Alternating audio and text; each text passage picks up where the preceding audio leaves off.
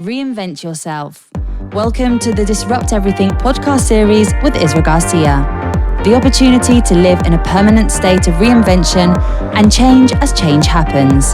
A space for human potential, action, holistic high performance, ultra productivity, experimental lifestyle, unstoppable attitude, disruptive mindset, coaching and self-discipline as a lifestyle, modern stoicism, impact marketing, connected leadership, and whatever comes next. Hello.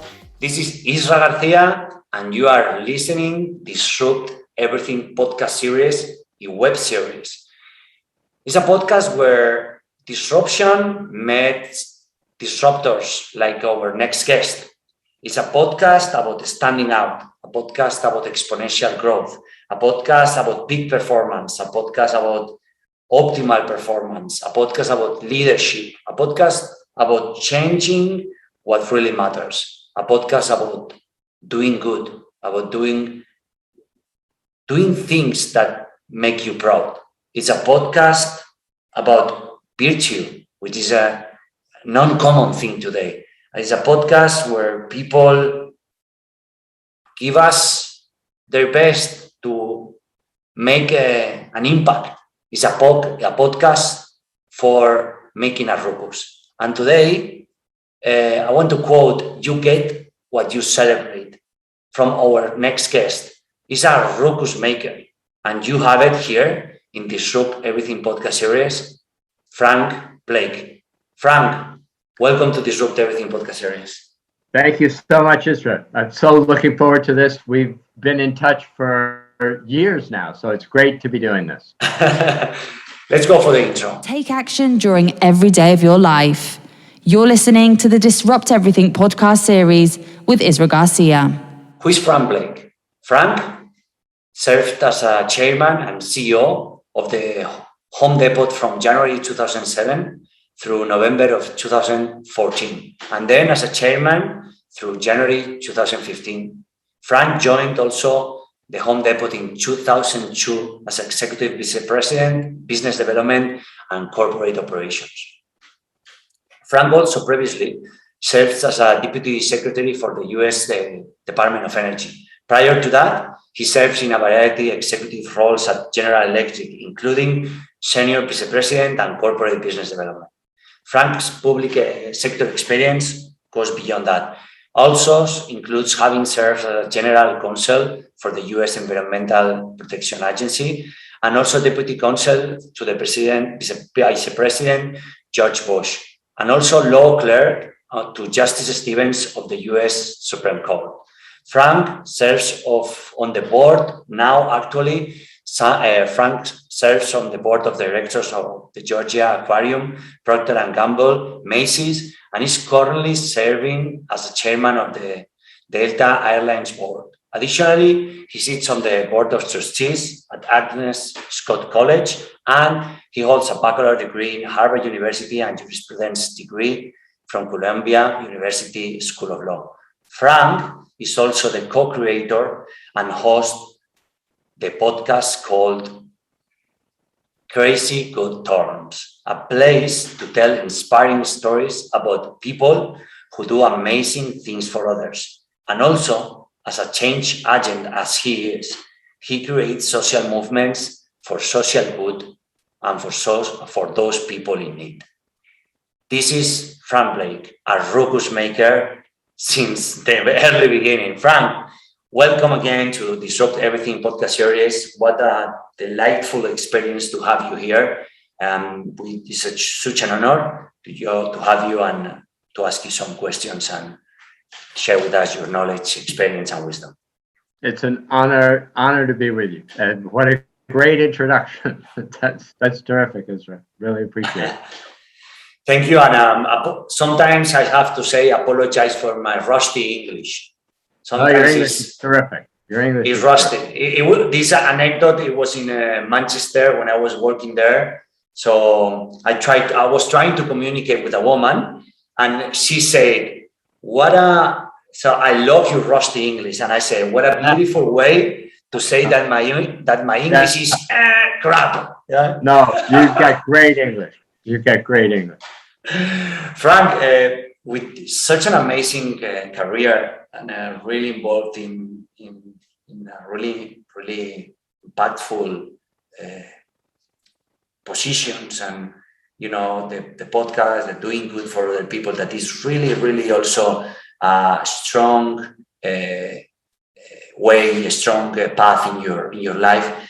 The first question that comes to my mind is, if you were about to put your life in a timeline, which it is, what would you say were your top your top milestones?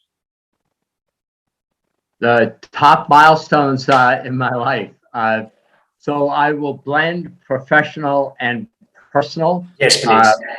Yeah, on the professional side, it was a very important milestone working in government for George Bush father. I got to work with him when he was vice president, and I learned an awful lot from him. Then the time I spent at GE, at General Electric, was hugely impactful.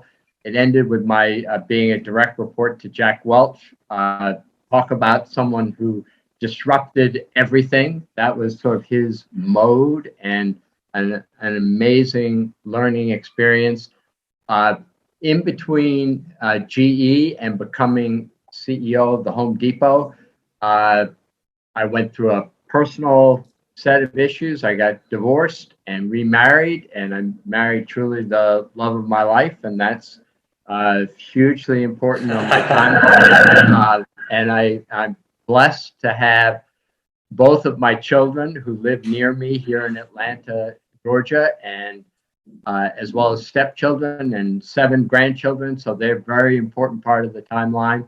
And becoming CEO of the Home Depot was obviously a very important part of that timeline. And since I've stepped down, as when I retired, the learning experience, and we were talking about this before we came on air, is that the learning experience of disconnecting a little bit from the everything's expected of you every minute life has been an amazing learning experience for me. So that's a very brief timeline. And Frank, if you were about to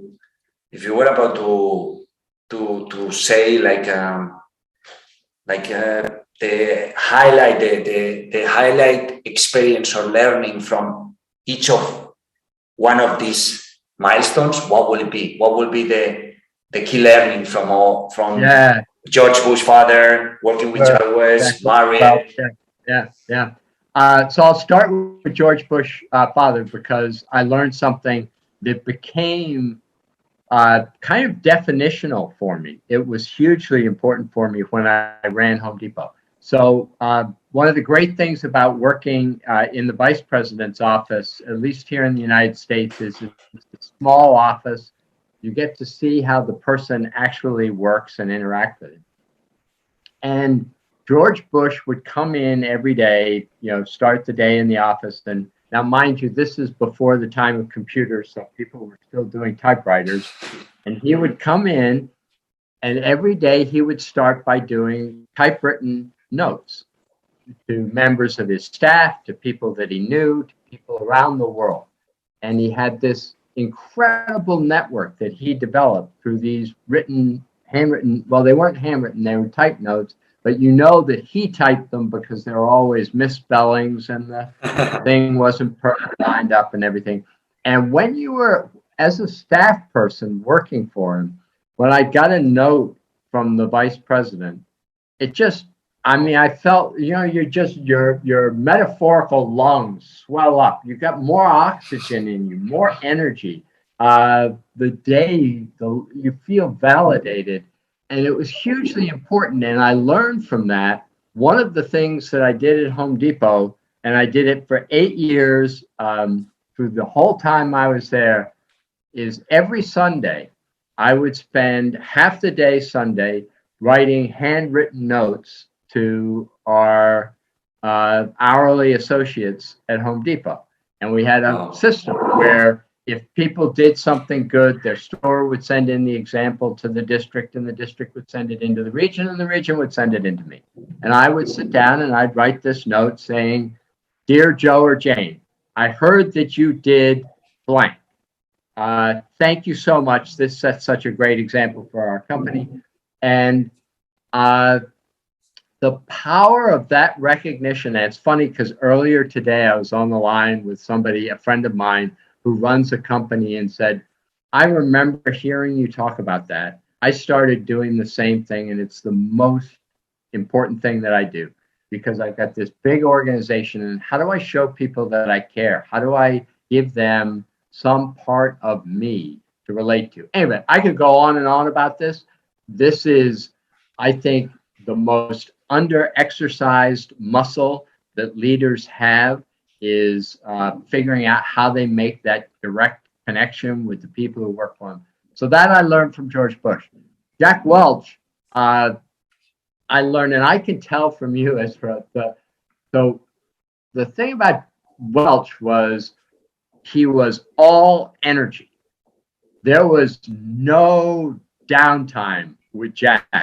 I would joke that if I got a call from him, you don't sit down in your chair with your feet up on the table and take a call from Jack Welch. You are standing up. You are paying attention. And I got to spend a lot of time with him, flying around, doing things. There was never downtime. Endless curiosity, endless energy. And my view on life is, and, you know, everybody sort of, you divide the world into different kinds of people, and mostly that's sort of nonsense and BS. But I do think that there's a truth to people, not just people. There are people who radiate energy, and there are people who absorb energy. And as much as possible, you want to be around the people who radiate energy. And I'm not naturally someone who does that.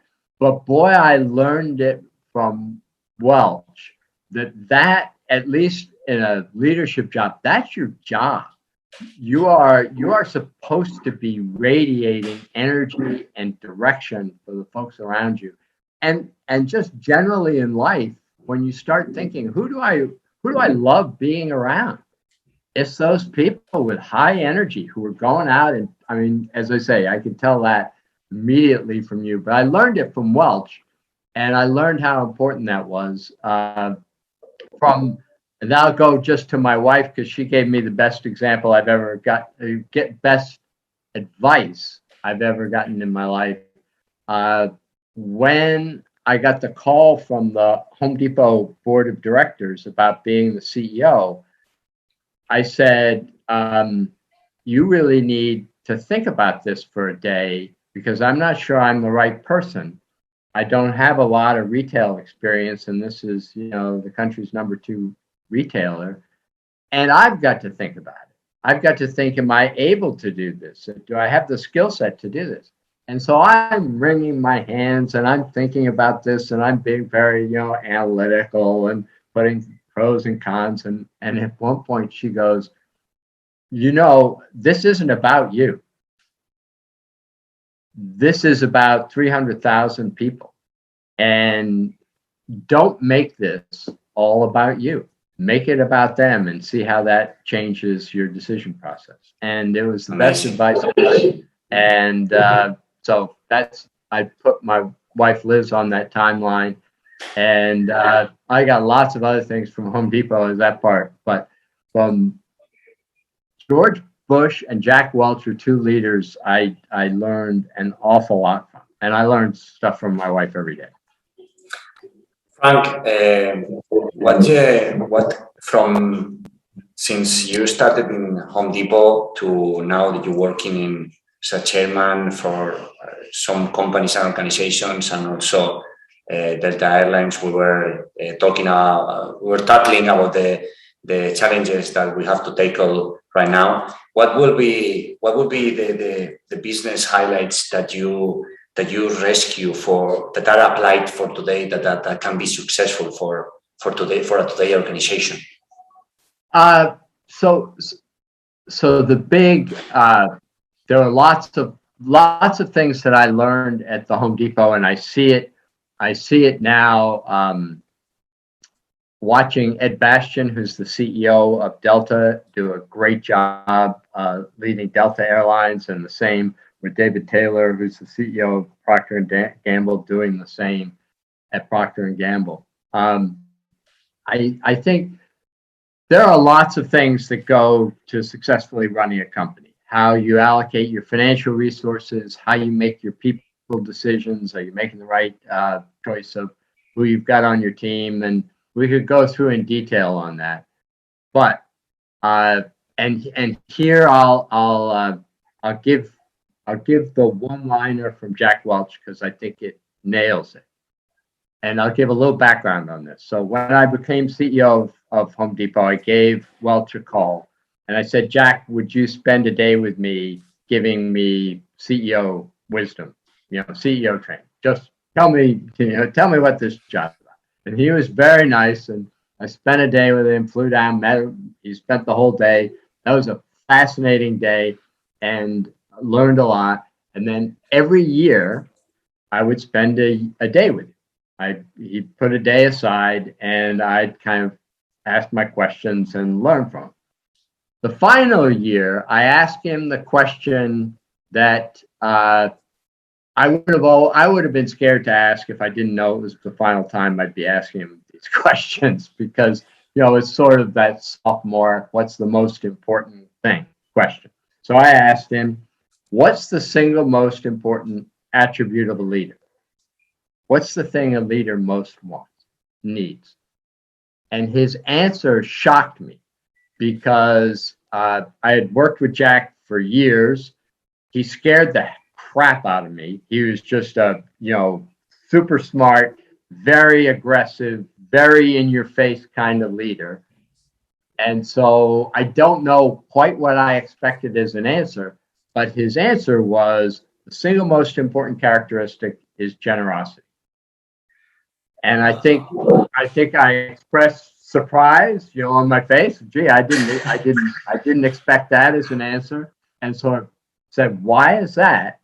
And he said, the most successful people are fueled by the success of those around them. So if she or he is energized by making other people successful, they will be successful and they'll be great leaders. And then when I rewound the tape of my time at GE and my time working with Jack, I saw that as hard as he would be, as critical and often difficult and challenging as he would be, I always got the sense of, he wanted me to succeed. He got excited when I succeeded. And I see that, I tell that to every single person who's leading any kind of an organization, that if your organization senses that you're actually invested in their success, in the individual success, and that you feed off of their success, they'll invest in you. I mean, it is the absolute virtual circle of they see that you care about them, that you're invested in them, and they invest in you by the same token. So that's my boil it down to one thing. Amazing lesson. These days I've been I'm here in a small town close to Alicante, like in a really vibrant area where a lot of business are happening. And I was sharing with a friend that this exactly like fueling people, even if they succeed and leave your company, that's even that's gonna come back again. Exactly right. It's and I can now say this as an old person who's retired and all the rest. The thing that you're proudest of when you look back on your career, the thing you're proudest of is not, I took the EBITDA from 200 million to $1 billion. The thing you're proudest of are the people whose careers you made. This person started with my company at doing this, and now look at what they're doing. That's really what's exciting and creates a lot of pride. You forget the numbers, the people you don't forget. Amen. Yeah. Frank, what's your, so you've been involved in leadership and management roles for almost 40 years, 50. And so you have an extensive and a profound experience, and management has been like tricky these days. People, talk about leadership, management, but management is still alive, is still needed. What would you say what would you say were your biggest lessons, and what would you say to people that is managing businesses and is managing teams? Yeah, and it's changed a lot. There are a lot of expectations on leaders now that are different than the expectations that existed previously. But I'd say the fundamental things are still pretty similar. And and it goes really back to the generosity comment. Where I would start with every leader in any organization is, so the way I define my job at Home Depot, if I were standing in front of a lot of associates at Home Depot, the way I define my job as CEO is, my job is to make you all successful. My job is to make sure that for all the sweat and blood and effort that you put into this company, that at the end you turn around and say, that was the best use of my time and energy that I could find. That worked for me and it worked for my family. I might have a lot of other things that, great purposes within the company and all the rest. But if I haven't made sort of a basic commitment to the people I work with, that we're all in this together, and the idea is we're going to make your lives as successful as possible. That's the basics of it. And I think people get confused if they stray too far from that. And people, what do you think about how startups and how startups are leading the way on management and leadership? It's such a great question. So first off, I do, one of the fun things now is I get involved in a lot of startups, and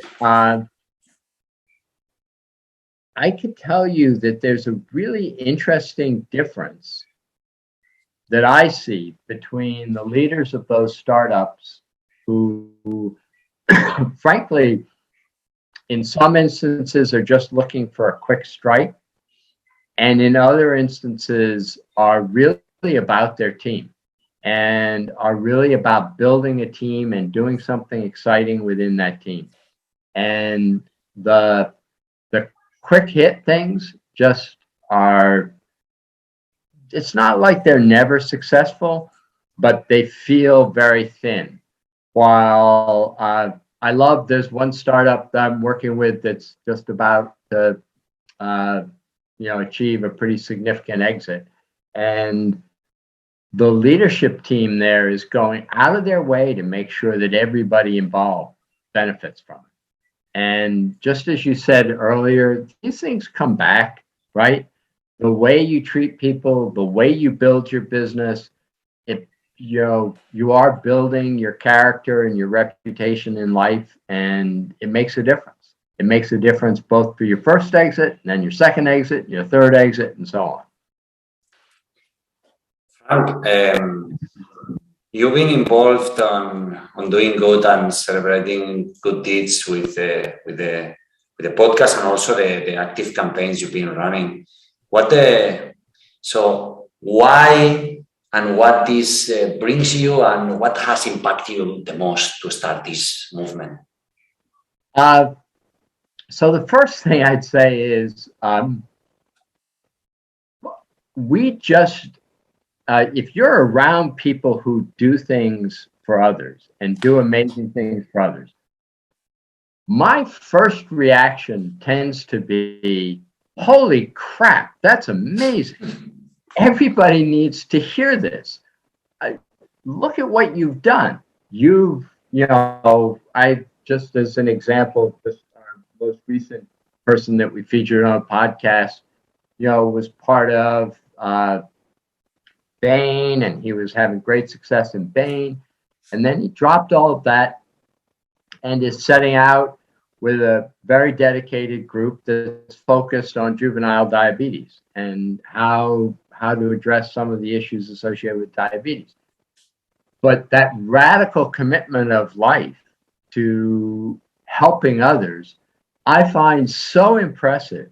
And to me, every single time I hear stories like that, I go, more people need to hear that. More people need to understand it. Sometimes they're really big stories. People drop everything and go overseas and work on some godforsaken place and help the world. Other times they're really small. It can be something you do for your neighbor. But that willingness to do something for others is, I think, one of the things it's the most affirming part of life.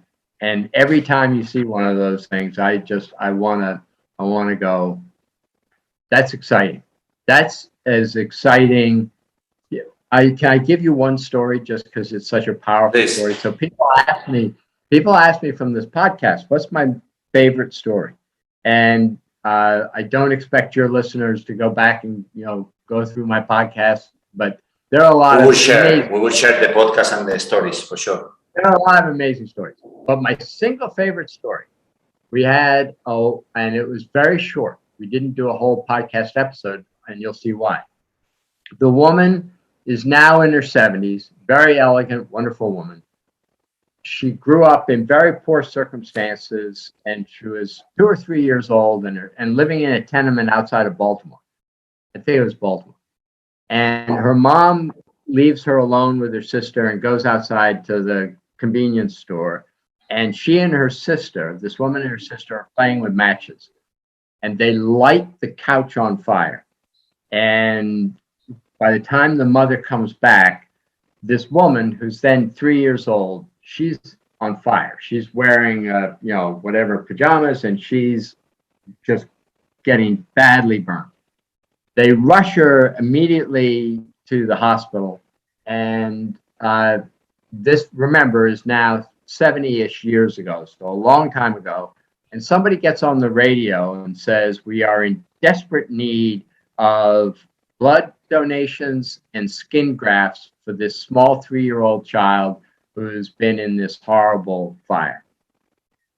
A truck driver driving through Baltimore stops, donates blood, and donates skin grafts, which apparently is one of the most painful things you can do.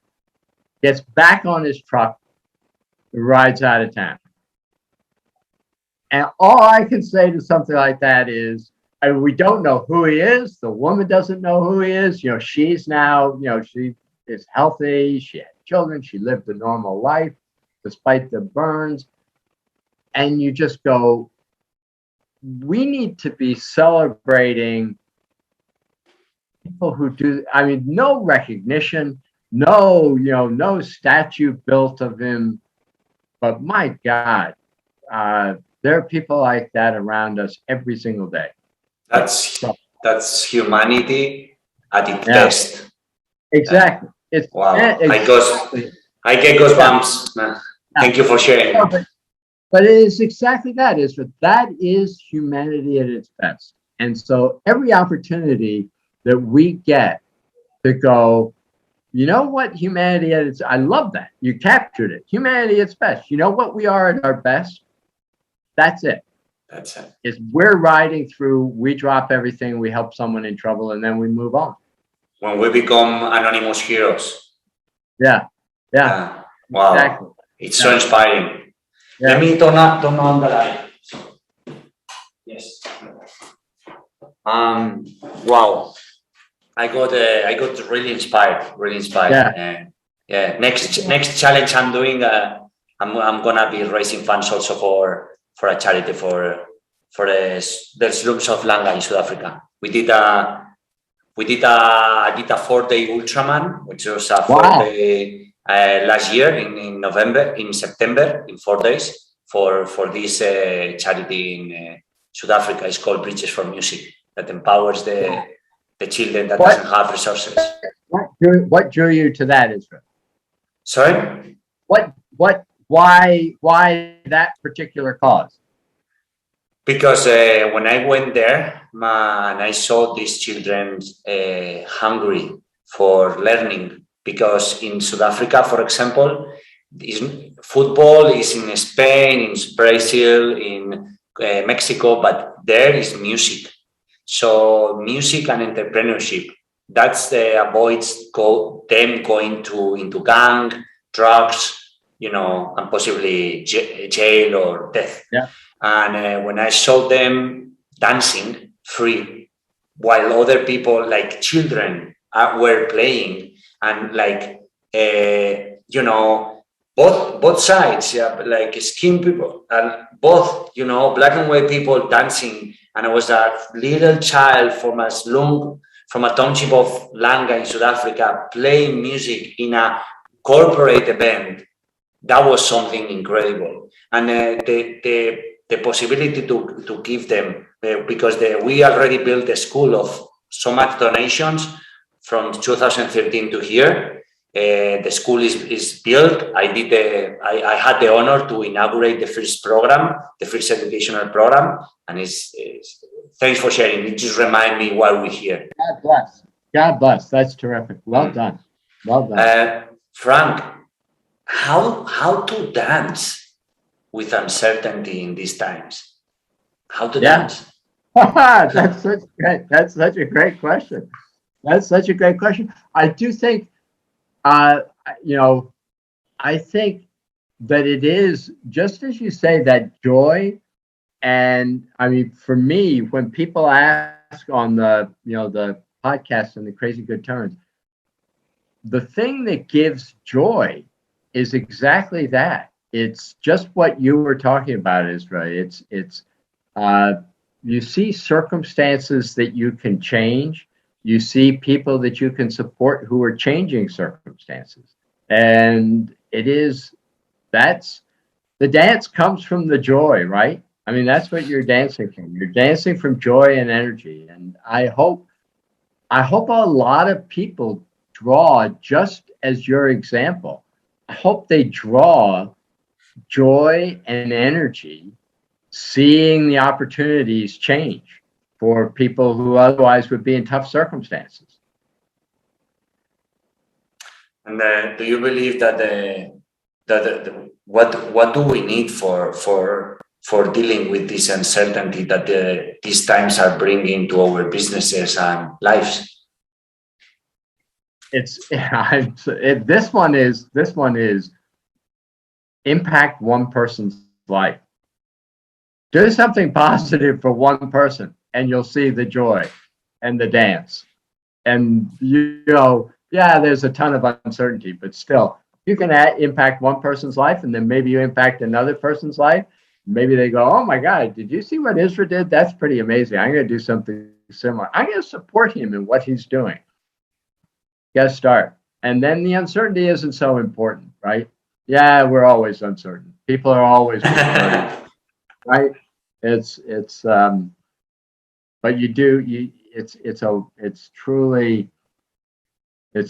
truly seeing the difference that you can make in one person's life. Yeah, one person at a time. One person at a time. One person. And I'm sure you. I mean, so I'm going to ask one other question. I'm not going to let you get away completely without asking one other question. So tell me about the training for this thing. For the how many days is it? That was 4 days. That was an ultra. I created the Ultraman is 3 days, but I invented one that was 4 days. So, and I did it in my hometown, in my region, because I wanted to do it close to my city, because I've always been taking a bike from California to Burning Man, or doing a triathlon from San Francisco to Las Vegas, or riding from Miami to Las Vegas, or going to South Africa, and I wanted to do it in Spain. And so the challenge was, the first day was 11 kilometers. 11 was almost 6.6 miles swimming, 145 bike kilometers. That's the first day. The second day was 245 kilometers bike. The third day were double marathon. And the fourth day, that was the day extra, after the marathon, 120 kilometers bike. But this challenge, I wanted to cross it with Kung Fu, Tai Chi, Qigong, yoga. I call it the holistic high performance man.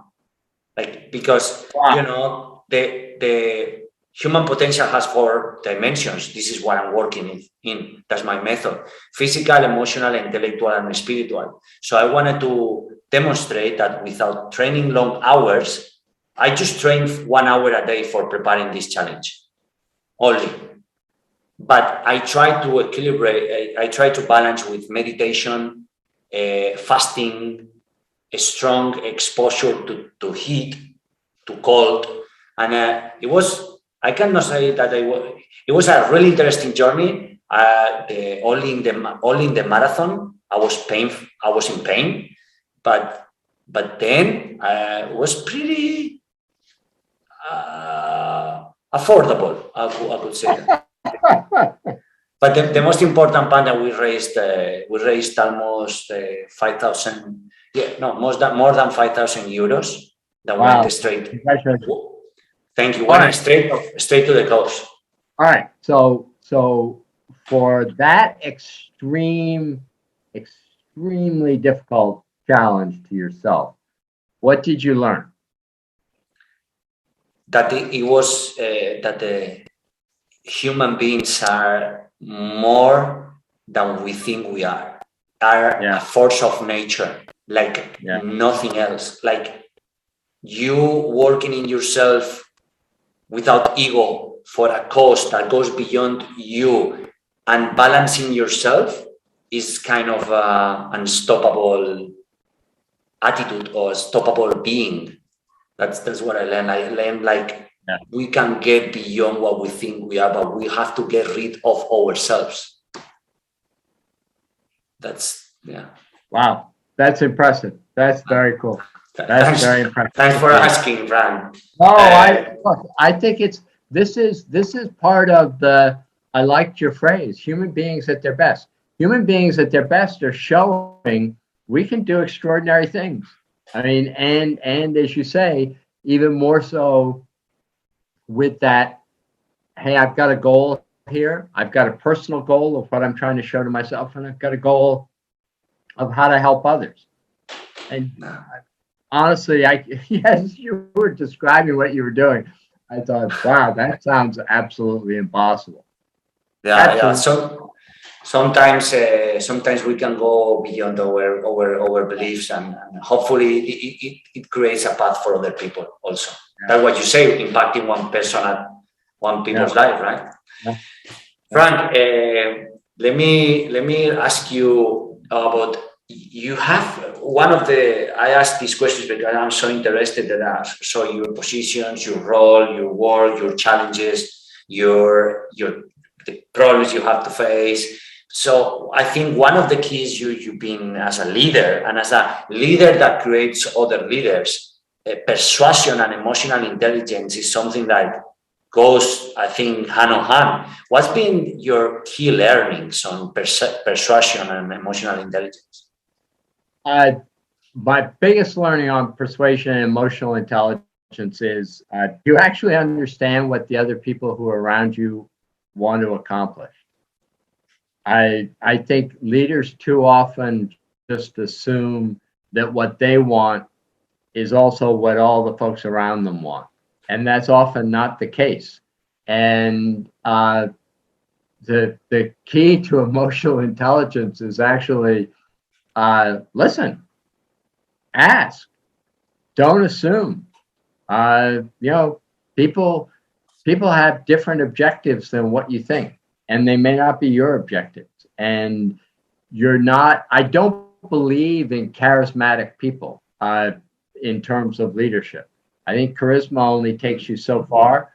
I believe that what actually moves in terms of leadership is I follow someone because I have confidence that they are showing me a path for my own success. If I understand what I want as success and I understand where they're going. So leadership emotional intelligence starts with understanding what are you trying to accomplish for the people who are around you. And that brings me to an interesting idea or question, which is so is any difference that when a leader and a leader from today and a leader from yesterday is any difference on how they run a company yesterday and about how they run it today? There are differences. I'd say going back in time, leaders could be much more maybe harsher than leaders feel like they could be now. I think honestly we expect more. So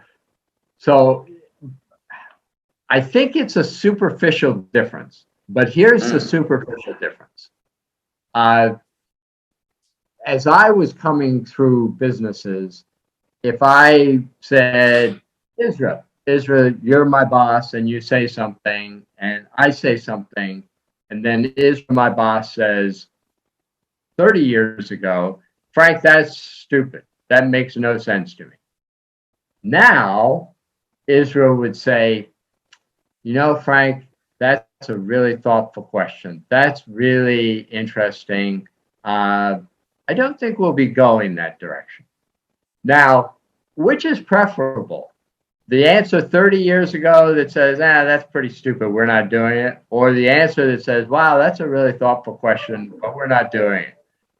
I guess it's better to be more polite, but at some level, I always feel like it's more challenging. Set the bar. Just tell me if you think I asked something stupid. Actually, I think I'd actually prefer you tell me. I mean, I know lots of people have told me I'm stupid. That it's just a different language, but the end result is the same. And I feel like sometimes we've become very indirect in our leadership style and very maybe overly conscious of trying to make everybody think that they're really adding a lot of value.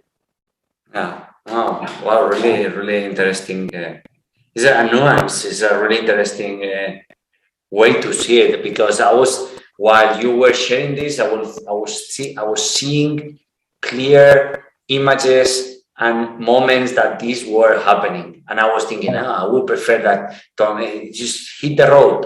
Right. There is something. I mean, you always want to deal with people respectfully, but I think somehow we blurred some of our lines, and in the sense that we feel like that makes people more comfortable, and it may make them more comfortable, but on the other hand, it doesn't hold them to the same exacting standards. Can I ask you? Have you go have you gone through a business crisis in any of your works, in any of your roles, and how, and if so, how have you overcome it and turning it into an opportunity? Yeah, I mean, You can remember.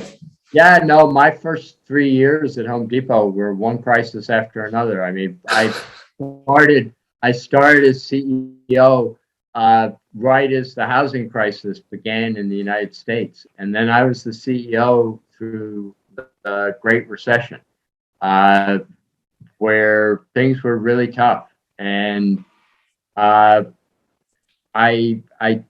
would tell people that the most important thing as a leader is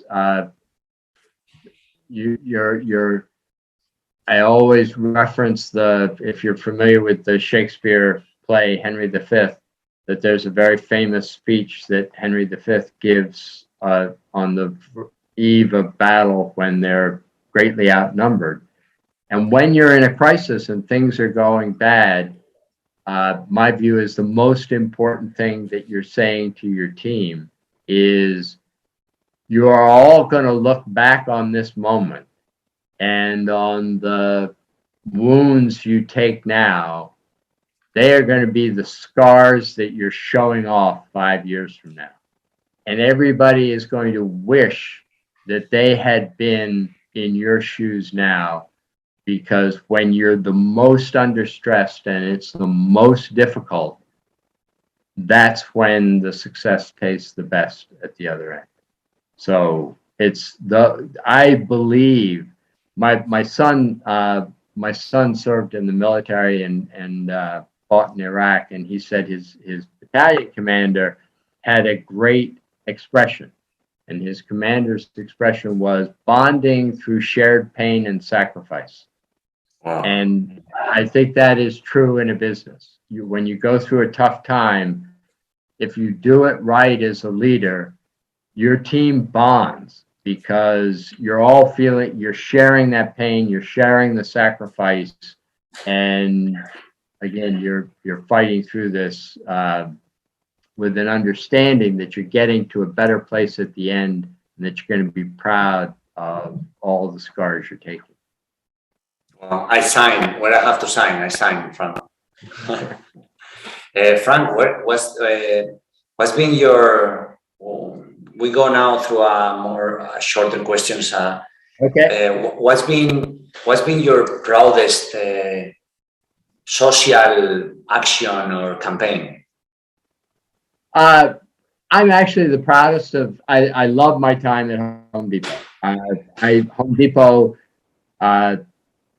Home Depot is where people start. You start working in a retail business, and you don't really know why you're there. And it is the American dream, if I can say.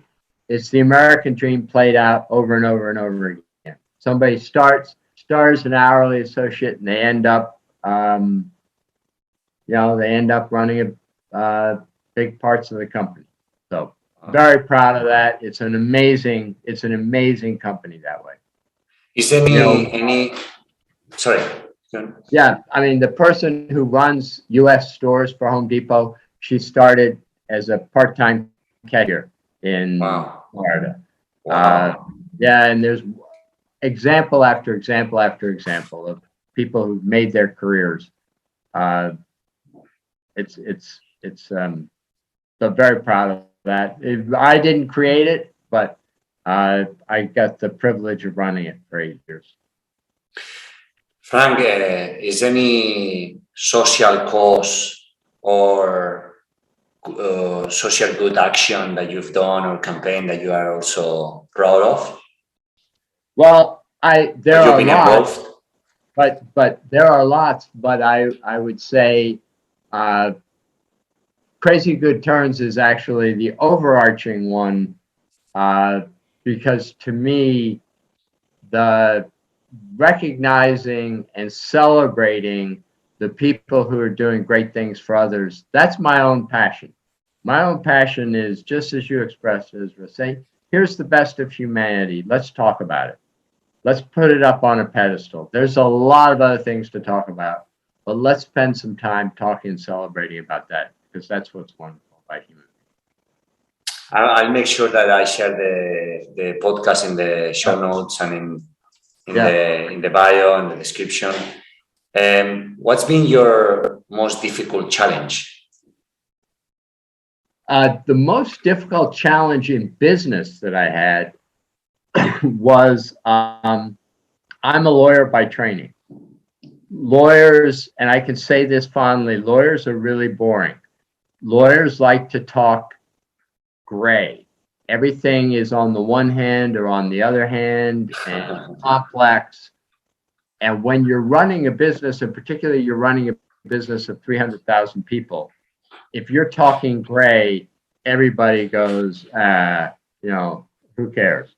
You need to be talking very clearly, black and white, very straightforward stories that people can learn, incorporate for their own, and tell them forward. I had to learn that. That did not come naturally. And how did you learn that? I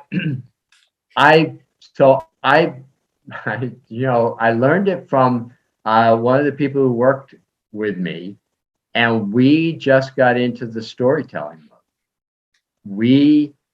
We published books about our associates. We did videos about our associates. Everything was about telling the story of what it was that we expected to be doing in our business. I can go on and on. I got some of the best stories in the world.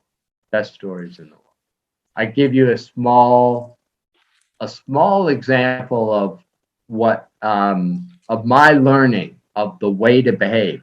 So whenever I would walk a store, I would say to the store manager, who are your one or two best associates? And we'd take a photo, little iPhone, take a snap photo.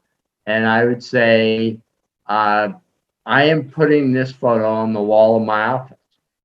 And anytime you come to Atlanta, come up to my office and you can see your photo on my wall. Some of the most moving experiences I had in the company. People would literally bring their parents up to my office to see their photo on the wall of my office. And that was not, I can tell you that as a lawyer, that's not something you naturally do. But once you start thinking, I got 300,000 people, how do I, every single one of them in a way wants a piece of me and knows that they can have a piece of me. I work for them. That's my job. I work for them. They're on my office wall because I need to understand that they're my bosses. Inspiring. It's the first interview that I got goosebumps 2 times already. I think still not finished. What's been the cheapest success and the most expensive one? So I think about that in terms of personal cost, not financial cost. The most expensive success is easy to describe because we were just talking about it. I took over a Home Depot in a time of crisis, and I had to lay off a lot of people. And I made it a point whenever I tried, if we closed a store or did something to a group of people, that I would go and talk to them. And my own view is that as a leader of an organization, while sometimes you do have to let people go and you have to make the organization smaller, it's not something to be proud of. You're disrupting people's lives. That's so it's successful because it's the right thing to do, but it's expensive because if you lose sight of the fact of the cost of it, it's wrong. So that's expensive. The least expensive, by the same token, there are lots of things that you do in business that are win-win, where you actually do something for your business, you grow. I have lots of examples of that. They're not as interesting, but there are win-win solutions. There aren't as many as people like to say, but there are win-win solutions. But anytime you have to lay off, I had to lay off thousands of people. That's not something to be proud of. That's bad. And your most successful failure? So I love that question. And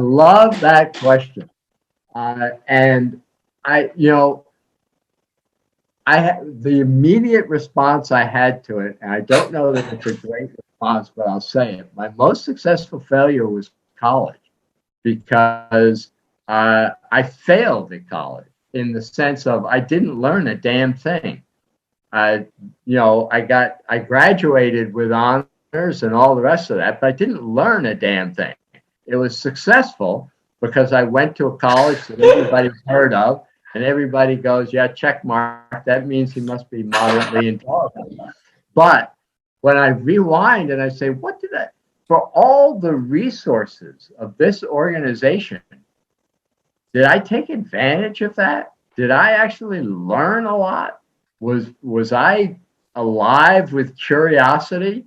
I was in the total self-absorption phase. I was interested in myself, and that was about it. And I failed at college. Well, I failed too. I didn't have even the degree, and I had to go all over again, and I didn't get it finally. But yeah. That's really interesting. What would you say that today in 2021? What will if you were about to build your skill set again? What would you have in this 2021? Storytelling. I love the power of stories. It was a learning. I didn't understand it. It's what I remember. It's what other people remember. Stories. Be a better storyteller. Look for stories. Understand people's stories. Connect with them with stories. It's the most powerful thing we have. That's who we are. I mean, that's what you do, right? What you do. Yeah. Frank, I'd be a better storyteller. Better storytelling. Wow. Yes, we are about the stories, right? Right. I mean, you think about how we stress over issues, and then the people who are really impressive can tell one story that capsulizes what's going on, and you go, wow. That's what I wish I could do. Take that large thought and fit it into a story. That's gold. Wow, I love that idea. I'm just gonna write it down. Frank, what's been your biggest takeaways on running 6 podcast seasons on the Crazy Good Terms? It's been 6 seasons, right? Yeah. But the thing is, here's the thing that I don't try to make money from it. So it is just my quirky thing. And so my biggest takeaway was, if I was trying to make money from it, I'd be in deep trouble. But as an expression of my own quirkiness, it's a lot of fun. And I take it back. There's one other really amazing thing. So here's the amazing thing of life in our current time. I can spend an hour talking to this guy, Isra Garcia, who's one of the most fascinating people on the planet, who does these extreme things. 15 years ago, that wouldn't have happened. And I can listen to a conversation and hear your thought processes, hear what you do. Every morning, I start every day with an hour walk, and I walk about 3 miles, and I put on a podcast and I listen. And every time I come away going, what a privilege. I've just listened to someone talk sometimes it's a historian, sometimes it's a physicist, sometimes it's someone like yourself who, gets other interesting people on.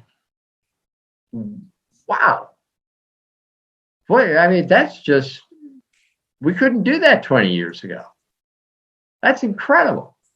So that's my biggest takeaway is it's incredible. It's incredible what's now available to us. And you can spend your whole life just listening to the amazing stuff out there. Talking about the first thing you do in the morning, do you have any daily routine you can share with us? What's the Frank's Blake daily routine? So it